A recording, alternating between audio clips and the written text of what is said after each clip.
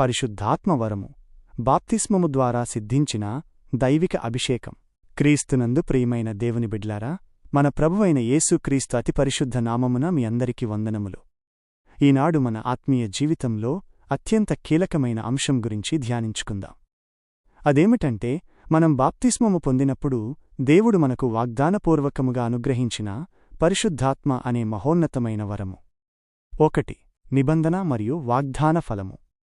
అపొస్తలుల కార్యములలో పేతురుగారు స్పష్టమైన మార్గాన్ని ప్రకటించారు. మీరు మారు మనస్సునుంది పాపక్షమాపణ నిమిత్తము ప్రతివాడు యేసుక్రీస్తు నామమున బాప్తిస్మము పొందుడి, అప్పుడు మీరు పరిశుద్ధాత్మ అను వరమును పొందుదురు. ఇది దేవుడు మనకిచ్చిన ఖచ్చితమైన వాగ్దానము. బాప్తిస్మం అనేది కేవలమొక బాహ్య ఆచారం కాదు, అది దేవునితో మనము చేసుకునే నిబంధన.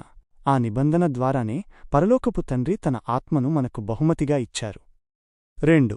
నూతన జన్మమైన ఆత్మలో బాప్తిస్మము. యేసుక్రీస్తు తన శిష్యులకు సెలవిచ్చినట్లు యోహాను నీళ్లలో బాప్తిస్మం ఇచ్చాడుగాని ఆయన పరిశుద్ధాత్మలోనూ అగ్నిలోనూ బాప్తిస్మం ఇచ్చువాడు.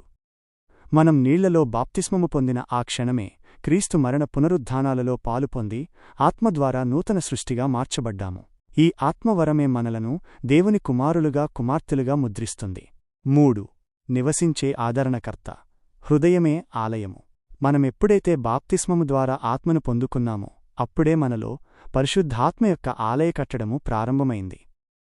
అపొస్తలుడైన పౌలు రోమీలకు రాస్తూ, ఎవడైనను క్రీస్తు ఆత్మ లేనివాడైతే వాడు ఆయనవాడు కాడు అని సెలవిచ్చారు. మన శరీరము దేవుని ఆలయమని, దేవుని ఆత్మ మనలో నివసిస్తున్నాడని మనం గుర్తించాలి.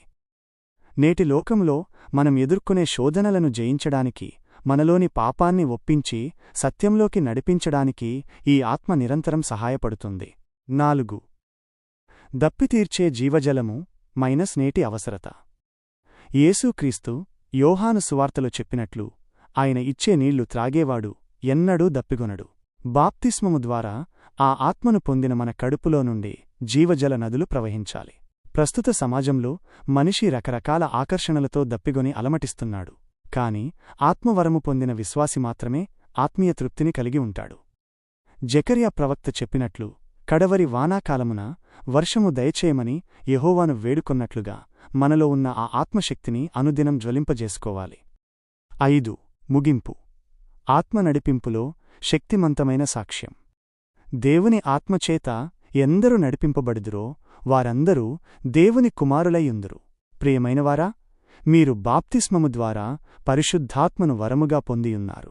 ఇప్పుడు ఆ ఆత్మను పొందిన అపొస్తలుల వలె మనం కూడా శక్తిని పొంది క్రీస్తుకు సాక్షులుగా ఉండాలి.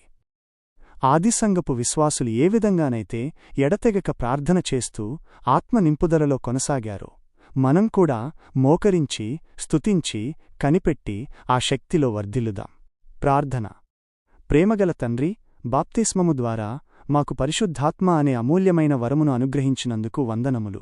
ఆ ఆత్మ మాలో నివసిస్తూ మమ్మల్ని సత్యములోకి నడిపిస్తున్నందుకు స్తోత్రములు. మాలో ఉన్న నీ ఆత్మశక్తిని మేము అనుదినం గుర్తించి నీ చిత్తాన్ని నెరవేర్చే శక్తిని మాకు దయచేయమని యేసు నామమున వేడుకుంటున్నాము. ఆమేన్.